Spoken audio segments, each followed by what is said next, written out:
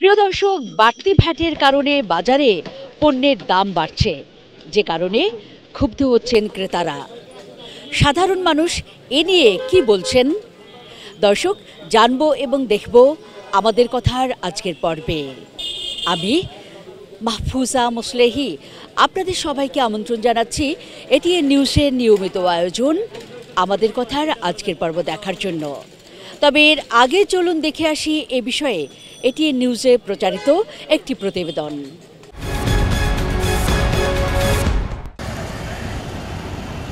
সরকারের পক্ষ থেকে বলা হয়েছে ভ্যাট বাড়ার প্রভাব পড়বে না বাজারে, বাস্তবে তা কতটা? জিনিসপত্রের দামের উপরে তেমন প্রভাব পড়বে না, কারণ আমি বলি অত্যাবশ্যক জিনিসপত্র আমরা সব এসে জিরো করে দিয়েছি। রাজধানীর কারণ বাজার, এখানে দুদিন আগে যে দামে আপেল মিলত এখন তা কিনতে কেজিতে বাড়তি গুনতে হচ্ছে 20 টাকারও বেশি। শুধু আপেল নয়, ভ্যাট বাড়ানোর প্রভাবে দাম বেড়েছে সব ধরনের ফলে। পাশাপাশি নতুন করে ভ্যাট আরোপ করায় ওষুধ, বিস্কিট, টিস্যু, মিষ্টি, সিগারেট সহ সব পণ্যই কিনতে হচ্ছে আগের চেয়ে বাড়তি দামে। এমনিতেই মূল্যস্ফীতির চাপ, তার উপর ভ্যাটের দাপটে নাভিশ্বাস সাধারণ মানুষের। আয়ের তুলনায় ব্যয় বেশি হয়ে যাচ্ছে, যার জন্য এগুলো কেনা সম্ভব হচ্ছে না। আমাদের মতন সাধারণ মানুষ কিনে খাওয়া খুব মুশকিল হয়ে গেছে। এমনিতে দ্রব্যমূল্য অনেক দাম, এই দামটা কমানো উচিত, ভ্যাট তো বাড়ানো তো পরের কথা। বিক্রেতারা বলছেন দাম বাড়ার প্রভাব পড়েছে বেচাকেনায়ও।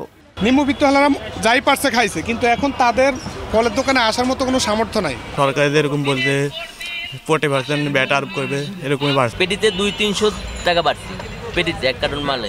তবে বাজারে নিত্য পণ্যের দাম স্বাভাবিক রাখতে কঠোর অবস্থানে জাতীয় ভোক্তা অধিকার সংরক্ষণ অধিদপ্তর। প্রশাসনিক ব্যবস্থা নিয়ে যদি বিচ্যুতি থাকে তাদেরকে দণ্ডের আওতায়, জরিমানার আওতায় আনা, সেটা আমাদের কন্টিনিউস আছে। এভারেজে ঢাকাতে প্রতিদিন 6 থেকে 7টা টিম কাজ করছে।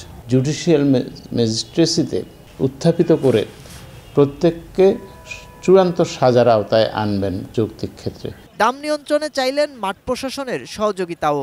প্রশাসনকে বলবো তারা অ্যালার্ট থাকবেন, সক্রিয় থাকবেন। মাহাদি সেকেন্দার, এটিএন নিউজ, ঢাকা। প্রিয় দর্শক, রিপোর্টটি দেখবার পর এবার আমরা চলুন দেখে আসি এ বিষয় নিয়ে সাধারণ মানুষ কি বলছেন। এমনিতে নিত্যপণ্যের দাম অনেক বেশি, আমাদের হিমশিম খেতে হচ্ছে।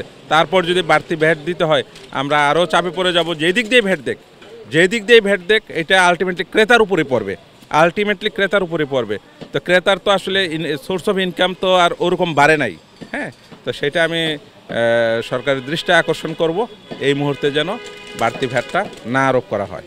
প্রত্যাহার করতে পারলে তো অবশ্যই ভালো, কিন্তু সরকার তার দিক থেকে আমরা তো অন্যান্য ব্যয়গুলোও চাই, ব্যয় বাড়তেছে, সেগুলো খেতে পারবে কিনা আমি জানি না।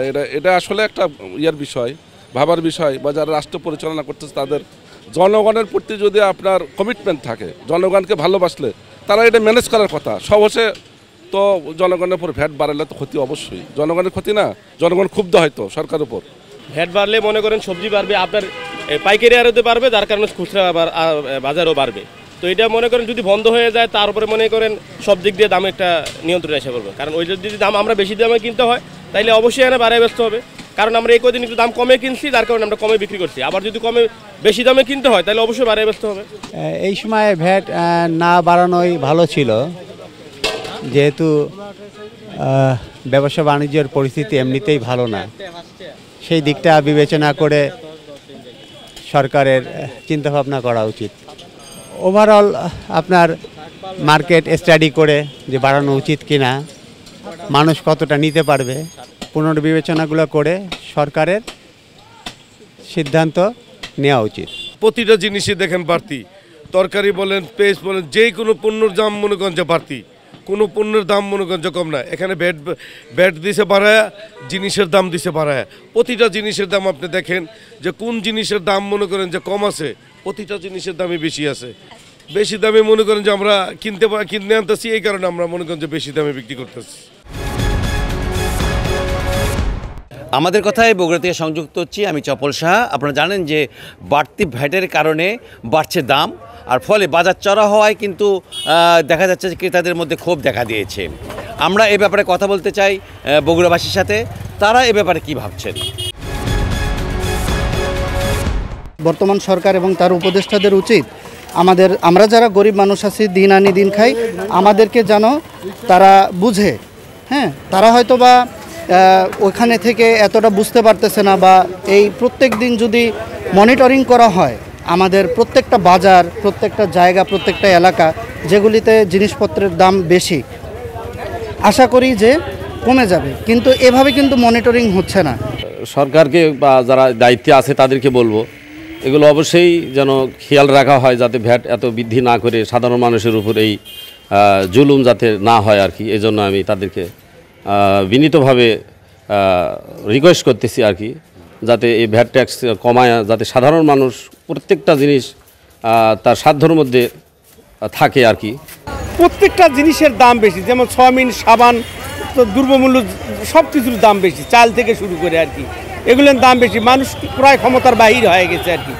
এভাবে চললে কিভাবে মানে সাধারণ মানুষ চলতে পারবে না, মানুষের মানে ক্রয় ক্ষমতার বাহির হয়ে গেছে আর কি। এই ভ্যাট বসানটা ক্ষতিকারক আর কি আমাদের সাধারণ মানুষের জন্য। বাড়তি ভ্যাটের জন্য জিনিসপত্রের দাম বাড়তি, এর জন্য সাধারণ দিন মানে যারা ইনকাম করে তাদের জন্য কেনাকাটা খুবই কষ্টকর, এতে জনগণ অখুশি। কি ভাবছেন নারায়ণগঞ্জের সাধারণ মানুষ এই 100টি পণ্যের মধ্যে আকস্মিকভাবে ভ্যাট বাড়ানোর জন্য? সেটি আজকে আমরা তুলে ধরছি আমাদের কথায়। এই যে বাজারে চাঁদাবাজি হচ্ছে চোখের সামনে, এই যে হকারগুলোতে দুনিয়ার টাকা তুলছে চাঁদারা, তাদের কেন গ্রেপ্তার করছে না? আচ্ছা, চাঁদাবাজি বন্ধ করে এই দেশে সব যারা রাজনীতি করে, বিভিন্ন দলে যারা রাজনীতি নেতা হচ্ছে, তারা কেউ রাজনীতি করবে না এই দেশে। অতিশয় যে 100 যে ব্যাটটা ধরছে, এটা তো দুঃখজনক। আমাদের গরিবদের মরার উপরে খাড়া এই সরকার ধরছে, আশা করি এটা মনে হয় প্রত্যাহার করা উচিত আমার মনে হয়। যেটা আমাদের বাংলাদেশ যে অনেক উন্নয়ন হয়েছে, অনেক অগ্রগতি হয়েছে, এবং একটা জিনিস দেখানো হয়েছে IMF-এর কাছে, দ্যাটস ওয়াই তারা এই হিসেবে একটা প্রত্যেকটা দেশের উপর একটা নিজস্ব ব্যাটের প্রথা থাকে, এবং এই হিসেবে তারা ব্যাটের বিষয়টা বাংলাদেশে অর্পণ করছে। এটা হচ্ছে 1 নম্বর পয়েন্ট। সেই ক্ষেত্রে এই জিনিসটার জন্য ইউনুস সরকার বা আমাদের যে অন্তর্বর্তীকালীন সরকার, তাদের উচিত ছিল যে জিনিসটা আমাদের বাংলাদেশের আসলে কি পরিস্থিতি, এই জিনিসটা তাদের দেখানো উচিত ছিল। কারণ আমরা দেখেছি যে অনেক উন্নয়ন, কিন্তু উন্নয়নের ভিতরে কী হচ্ছে এটা কিন্তু আমরা দেখাতে পারিনি তাদের। তো এই জিনিসটা তাদের উপস্থাপন করে ভ্যাটের বিষয়টা কমানো যেত। বর্তমানে আমাদের যে নতুন করে যে ভ্যাট করছে, এটা আসলে আমাদের সাধারণ যারা পরিবার আছে, আমাদের কিন্তু বেতন এমন না বৃদ্ধি পেয়েছে, যারা যেই বেতন আছে ওই বেতনই আছে, বরঞ্চ আরও জিনিসপত্রের দাম বাড়ার কারণে একসময় আমরা ভাবতাম যে হয়তো বা এই সরকার গেলে, হয়তো বা পরবর্তী সরকার আসলে আমাদের সব কিছু দ্রব্যমূল্যের দাম নিয়ন্ত্রণ চলে আসবে, কমে চলে আসবে। একসময় আলুর দাম 15 টাকা 16 টাকা করে খাইছি, এখন বর্তমানে দেখা যায় 55 টাকা 50 টাকা 60 টাকা 35 টাকা, এর নিচে নামতেই আছে না দ্রব্যমূল্যের দাম। বর্তমানে সব কিছুর দাম বৃদ্ধি। আমাদের মতো নিম্ন মধ্যবিত্ত পরিবারকে এই ধরনের অবাঞ্ছিত ভ্যাটের ফলে তাদের অনেক সমস্যা তৈরি হবে, এবং তাদের জীবনযাত্রার মান এমনিতেই নিচে পড়ে গেছে, তাদের জীবনযাত্রা কঠিন হয়ে দাঁড়াবে। আর সরকারের উচিত অতিরঞ্জিত ভ্যাট প্রত্যাহার করে যেটা যৌক্তিক ভ্যাট সেটা জনগণের কাছ থেকে নিবে। প্রিয় দর্শক, সাধারণ মানুষের ভাবনা নিয়ে আমাদের কথার আজকের পর্ব এ পর্যন্তই। আমি মাহফুজা মুসলেহি আপনাদের সবার কাছ থেকে বিদায় চেয়ে নিচ্ছি, যারা এতক্ষণ দেখলেন। আগামী পর্বে একই সময়ে আবারও ফিরে আসব অন্য কোনো বিষয় নিয়ে।